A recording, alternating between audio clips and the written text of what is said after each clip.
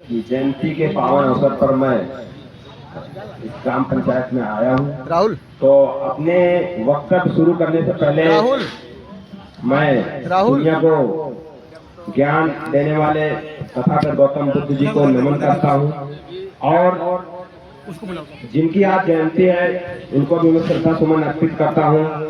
और इस देश को संविधान देने वाले बाबा साहब परम पूज्य जी को मैं नमन करता हूँ। उसके साथ जितने भी हमारे बहुजन समाज के महापुरुष हैं उनको मैं श्रद्धा सुमन अर्पित करता हूँ। साथियों, आपके गांव में केपी भाई जी हैं, बहुत अच्छे हैं। आपके गांव में मैं पहली बार आया हूँ। यहाँ पर बहुत सारे कार्यक्रम होते रहते हैं, बहुत बार हुए और ये बहुत ही अच्छी बात है कि यदि कोई व्यक्ति समाज में जागरूक हुआ और जागरूक होकर के सबसे पहले जिस क्षेत्र से, जिस गांव से, जिस व्यवस्था से निकला हुआ है उसी व्यवस्था में काम करता।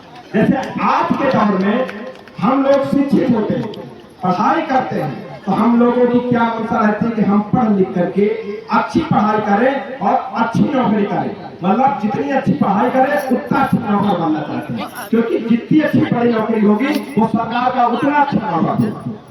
अगर डीएम इस जिले का सबसे बड़ा अधिकारी है तो सरकार का सबसे बड़ा नौकर होगा। आपके खिलाफ कोई अपराध हो या न हो, अगर सरकार चाहे कि आपको जेल के अंदर भेजना तो सबसे पहले डीएम को आदेश आए तो सबसे बड़ा नौकर कौन होगा? डीएम होगा। हमारा बहुजन समाज पढ़ाई क्यों नहीं करता? नौकर बनने के लिए करता। कभी शासक बनने के लिए हम लोग पढ़ाई नहीं करते, समाज का अच्छा नागरिक बनने के लिए पढ़ाई नहीं करते। हमारे ऐसी सोच नहीं है। हमको नौकर बनाने के लिए, क्योंकि हमको ऐसा लगता है नौकरी मिल जाएगी तो हमारा घर का जीवन चलेगा।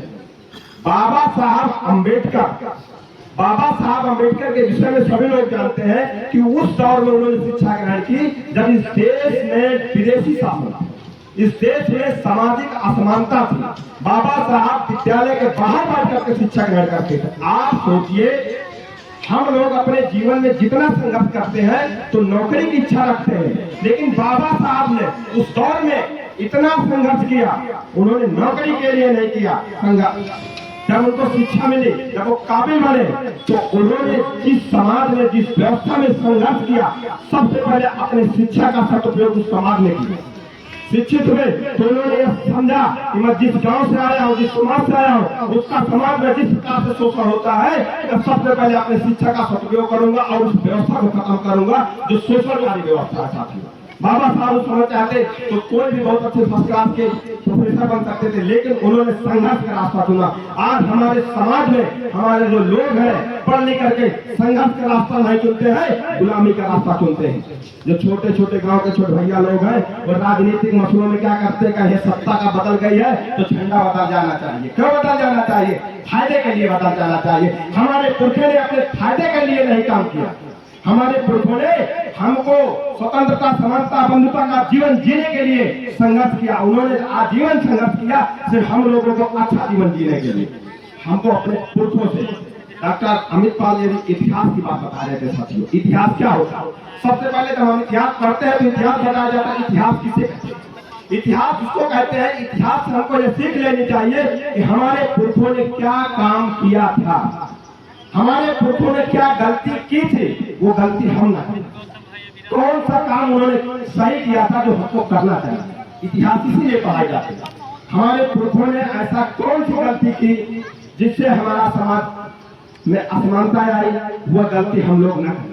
और हमारे पुरखों ने ऐसे कौन से काम किए हैं जिससे हमको, हमारे लोगों को समानता, स्वतंत्रता का अधिकार मिला है, वह काम दिनों दिन चलते रहना चाहिए। साथियों, संत कबीरदास, ये अंबेडकर साहब से पहले के महापुरुष संत कबीरदास, संत रविदास, संत गाडगे महाराज को कौन पढ़ जाते हैं? वो भी समाज के। और आज जो भारत सरकार इस देश के अगर चलाने वाला कोई है तो इस देश के बहुजन महापुरुष है। अगर भारत सरकार ने जो स्वच्छ भारत अभियान चलाया है तो यह संत गाडगे महाराज जो 1600 के लगभग का जन्म हुआ था, उन्होंने सबसे पहले स्वच्छता अभियान चलाया था। वो जिस रास्ते में जाते थे गंदगी देखते थे, गंदगी साफ करते थे।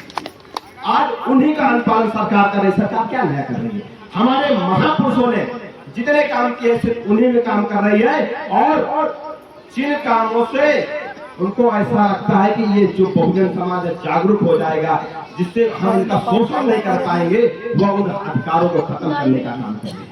क्योंकि आज हम लोग सवाल करते हैं, इसलिए सवाल न कर पाए क्योंकि हम लोग शिक्षित लोग हो गए हैं, हम लोग शिक्षित हुए हैं इसलिए सवाल कर रहे हैं। इसलिए सबसे पहले हमारी शिक्षा को खराब करने का काम किया जा रहा है। और हमारे समाज के लोग जो है शिक्षा में ज्यादा ध्यान नहीं देते। साथियों, शिक्षा बहुत बड़ा हथियार है। बाबा साहब ने कहा है कि शिक्षा उस श्रेणी का दूध है जो जितना पिएगा उतना बहारेगा। इसलिए मैं माताओं बहनों से कहना चाहूंगा, मैं गांव से संबंध रखता हूं, मैं परिवार का एक व्यक्ति हूं, मैं जानता हूं कि महिलाओं की बहुत महत्वाकांक्षा होती है अपने पति को अपने कंट्रोल में रखना।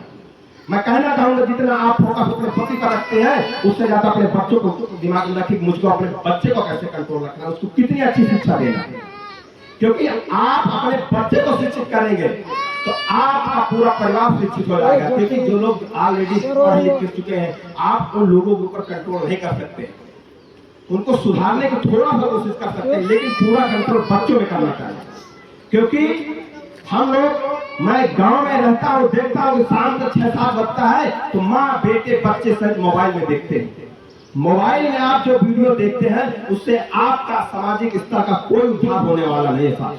अगर आप इस मंच में कुछ बातें सुन रहे हैं और उसका यदि अपने जीवन में अनुपालन नहीं कर रहे हैं तो मैं समझता हूँ कि यहाँ जो लोग नहीं आए हैं वो आपसे ज्यादा बेहतर है। क्योंकि आप आए हैं, अपना समय बर्बाद किया, तो आप यहाँ से जरूर कुछ सीख करके जाए हम लोगों की। क्योंकि आज हम जिस विचारधारा की बात करते हैं, ये विचारधारा हमारे लोगों के अंदर अचानक नहीं पैदा हुई। हम लोग शिक्षित से पढ़े लिखे थे, ये हमारे महापुरुषों की जो आंदोलन है, जो लड़ाइयाँ है, हम लोग पढ़ने के बाद, बहुत पढ़ने के बाद थोड़ा थोड़ा सीखा है। आज इतना सीखे कि आज हम लोगों को भी लगता है अगर रात में भी कोई कहे कि यहाँ जाना है तो हम लोग अपना काम छोड़ करके आते हैं। यानी हमको अपने समाज से लगाव है। क्योंकि हमारा समाज, हमारे देश की सामाजिक व्यवस्था 90 से 99% झूठ पर टिकी हुई है। साथियों भैया, हमारे देश के इतिहास का बहुत बड़ा घोटाला किया गया है। अगर हम लोग संत रविदास की जयंती के बारे में पता करते हैं तो सही से नहीं मिलता, लेकिन तुलसीदास की सही मिल जाएगी। क्यों? क्योंकि हमारे महापुरुषों के चरित्र का हनन हर प्रकार से किया गया। या तो उनका सही से जन्म नहीं मिलेगा, उनके साहित्य को मिटाने की कोशिश की जाती है। एक हम लोगों ने तुलसीदास का एक दोहा सुना होगा, पूजय सकल गुणहीना, पूजय न शूद्र ज्ञान पूर्णिमा। सुना है संत रविदास जी? क्योंकि मैंने अभी मेरे दिमाग में आया कि संत रविदास, कबीरदास और तुलसीदास लगभग ये समान थे, आगे पाछे थे और ये एक दूसरे की विचारधारा से प्रभावित थे।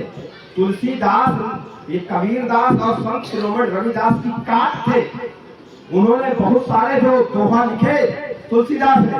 हम लोग कबीरदास के दोहों को पढ़ेंगे और संत रविदास जी के दोहों को पढ़ेंगे और फिर हम तुलसीदास को पढ़ेंगे तो हमको कहीं न कहीं एक दूसरे के कटाक्ष मिलेंगे, विरोधाभास है। इससे ये तो आज हम लोग जो संघर्ष करते हैं, कोई हम नया काम नहीं कर रहे हैं, हम अपने महापुरुषों के द्वारा चले हुए रास्ते में काम कर रहे हैं। लेकिन तब हमारे समाज के लोग अशिक्षित थे, तब वो इतना संघर्ष कर रहे थे। आज हम लोग पैंट शर्ट में आ गए हैं, हमारे पुरखे से लुंगी पहनते थे, फटे कपड़े तले ढकने के लिए।